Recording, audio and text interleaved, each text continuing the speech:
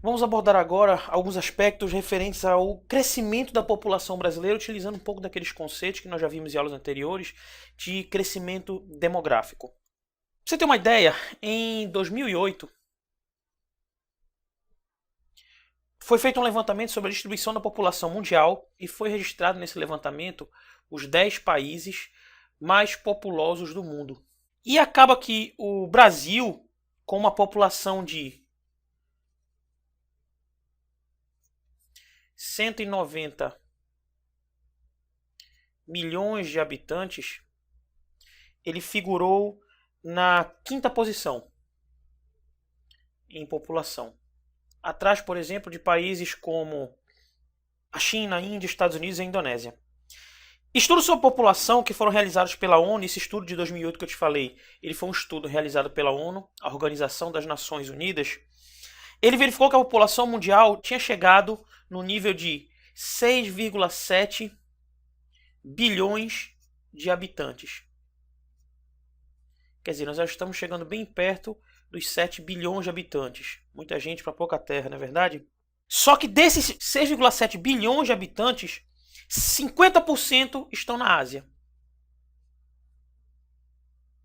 De cara logo, 50% de toda essa população mundial está na Ásia. E a seguir, em questão de população, nós vamos ter a América, África, Europa e a Oceania. Segundo fontes, inclusive, do IBGE de 2010, que é o Instituto Brasileiro de Geografia e Estatística, o Brasil figura com uma população de 190 milhões de habitantes e 190 milhões e 732 mil habitantes, só para que nós venhamos a ser um pouco mais exatos.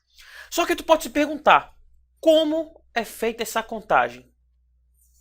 De que forma isso acontece? Vamos conversar um pouco sobre um trabalho chamado de censo. O censo nada mais é do que a contagem da população. Basicamente isso. Você vai pegar a população do país e vai fazer uma contagem. Obviamente, utilizando uma infinidade de técnicas para que esse recenseamento seja bem feito. Só que é interessante que, antes da realização do primeiro recenseamento, o governo do Brasil ele apurava o nosso número de habitantes por informações baseadas na Igreja Católica. E que informações eram essas? Óbitos e nascimentos. Só que aí você deve se perguntar e se questionar. Isso dava errado, não é verdade? Com certeza, isso aqui dava um problema bem sério, porque vamos parar para pensar. Se hoje quase, melhor, não vou dizer quase, mas uma parcela da população não registra oficialmente, imagina naquela época, século XIX e século XVIII, onde só tinha as igrejas católicas para fazer isso. Obviamente, esse cálculo ele era extremamente impreciso. Você não tinha uma precisão que pudesse te dizer realmente o tamanho da nossa população. Foi aí que, em 1872, houve o primeiro recenseamento da população brasileira. Aí foi feita a primeira contagem oficial da população. Para você ter uma ideia, naquela época foi contada aproximadamente 9,9 milhões de habitantes no nosso país. E desses 9,9 milhões, 1,5 milhão eram escravos. Isso já dá para ter uma ideia do tamanho dessa população de escravos em relação ao nosso país. Da primeira contagem populacional até a que foi realizada em 2010, nós já tivemos 12 censos nacionais, desde 1872 até 2010. Pra você ter uma ideia, o censo de 2000 ele mostrou que os brasileiros eles passaram. Deixa eu colocar aqui. No censo de 2000 foi indicado que o Brasil havia passado da casa dos 146 milhões de habitantes para 169 milhões de habitantes, quase 170 milhões. Isso representa, para você ter uma ideia, um crescimento de 1,63%. Inclusive, esse foi o menor desde o censo de 1950, que em 1950 o crescimento da nossa população ficou em 2,39%. Só para você ter uma ideia da importância que tem esse recenseamento, para você entender o tamanho da população, qual é a dinâmica que a população daquele país está tomando, e mais pra frente você vai entender de que forma esse recenseamento influencia nas políticas públicas do teu país. Bem, em 2009, segundo estimativas do IBGE, a população do Brasil já havia passado de 190 milhões de habitantes. Isso já é uma estimativa baseada em dados de 2009. E de acordo com estudos do próprio IBGE, já se estima que em 2020 nós já estaremos na casa dos 220 milhões de habitantes.